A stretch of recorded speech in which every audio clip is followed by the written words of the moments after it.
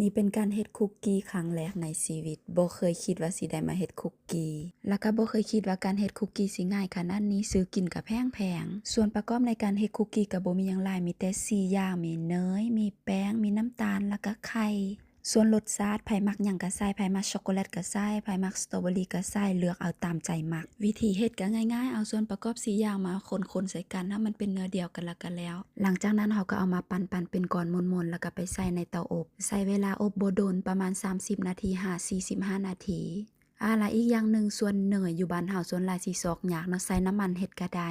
แบบมื้อนี้สาวติ๊กบ่ได้มีน้ำตาลแดงก็เลยใส่น้ำตาลสีขาวสีมันก็สิบ่เป็นตาแซ่บนิดนึงแต่รสชาติแซ่บส่วนก้อนดำๆเป็นนิวเทลลาที่สาวติ๊กเอาไปแช่ช่องแข็งไว้ปกติต้องไปแช่45นาทีขึ้นไปแต่สาวติ๊กแช่แต่20นาทีเพราะว่าบ่มีเวลาหลายเพราะว่าต้องไปรับลูกอยู่โรงเรียนมื้อนี้เป็นการเฮ็ดคุกกี้ครั้งแรกแล้วก็เป็นการเฮ็ดคุกกี้ที่อายุอายะบ่ได้เกี่ยมพร้อมหยังเลยช่วงนี้ก็สิได้เฮ็ดของหวานตลอดแดเพราะว่าต้องหาลูกเอาไปกินอยู่โรงเรียนเฮ็ดไปก็ลิ้นไปก็ม่วนนึงในตอนนี้สาวติ๊กกำลังเอานิวเทลลาที่เอาไปแช่แข็งละเอามาใส่ใน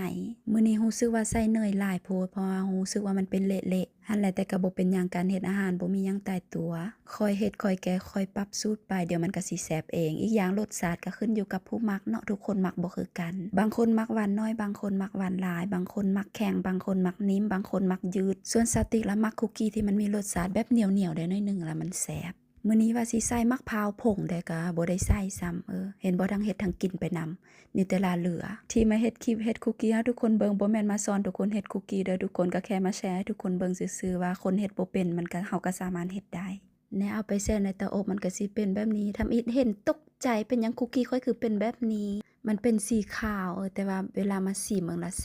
ซ่บรสชาติกลม